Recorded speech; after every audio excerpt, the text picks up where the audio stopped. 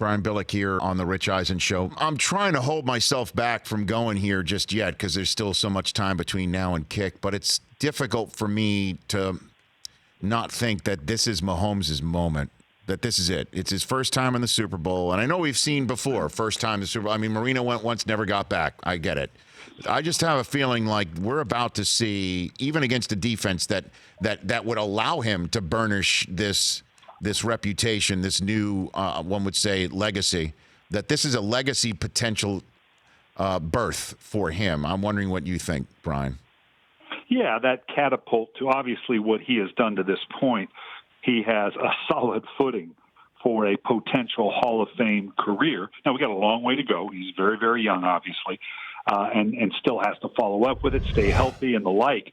But just the example you gave, Dan Marino being in that same, well, we're going to be back to a bunch of these. Well, you just don't know that. It's going to be, and obviously, and we're going to talk about it forever this week and the next week. I'm going to go up to films and do my playbook segments this week, and it's been fun crawling back through the film. Obviously, with Kansas City, it's all about there are just so many weapons. And no matter what you do, okay, you double Hill and you double Kelsey. All right, well, that still leaves some pretty good guys in Hardman and Robinson and Watkins one-on-one that can leave you vulnerable. If you think you're going to get home with just a 3 or 4-man rush, and now, like we saw against Tennessee, Mahomes decides to pull it down and break the edge, then, I mean, there's just so many ways to get beat.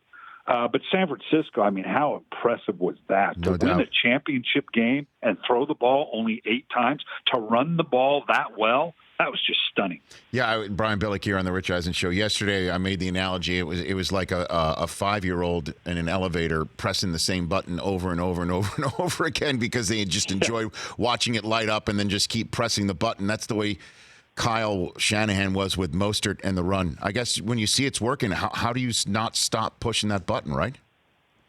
You don't, and I give them credit. Of course, this is inherent to what they do, their commitment to the run. Because there's times you'll talk yourself out as a coach.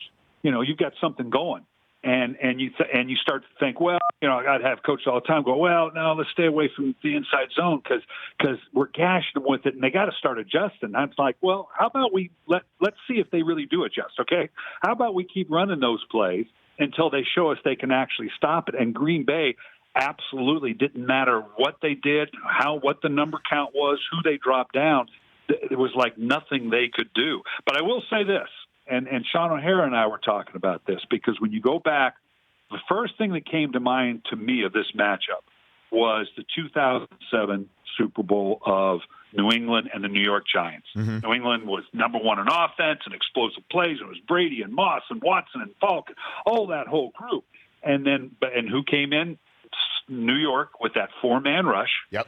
And what that allowed them to do the back end. And an interesting side note, how about that? The architect of that defense that won the Super Bowl for the Giants, Steve Spagnuolo, is now the defensive coordinator for the Kansas City Chiefs. How about that conversation? Andy walking into Spagnuolo's office going, hey, remember what you did to what do you think they're going to try to do to us? What page are they going to pull with that great 4-man rush that San Francisco has? What might we be ready for? It'd be a great conversation. Yeah, but I mean, obviously Mahomes is a different quarterback than Brady, but the analogy is without question there. And obviously, the issue to me, having seen it, it's amazing that they held Henry less than 100 yards, and you're thinking they did great against the run.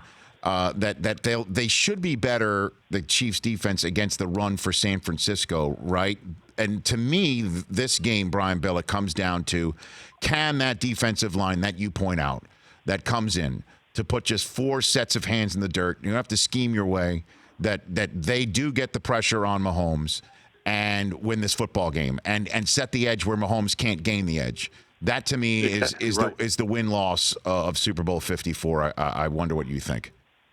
And the hard part will be for that 4-man rush, and I'm doing, again, on Playbook, a segment to show it, that the hard thing is you can't be the hard-charging, we're going to get a sack. That's not what's going to win the game for you.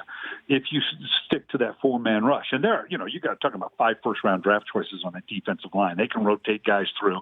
It's going to be a good matchup. But you've got to maintain, contain, and you've got to fill. You got to mush rush. There's a couple instances I'm showing where Bosa comes around the edge and it can be spectacular. But if you open up that gap between you and the defensive tackle, we saw it against Tennessee, where Mahomes will just step up between the two, get to the outside, either fire the 60-yard touchdown down the field or pull the ball down and run. So that four-man rush can't be an all-out, let's get to the quarterback as much as it is. Let's just keep him as tight as we can in the pocket. Yes, he can beat us from there, but we know what he's going to do if he gets outside. For more of The Rich Eisen Show, tune to Audience Channel 239 on DirecTV for free on BR Live or download the Rich Eisen Show app.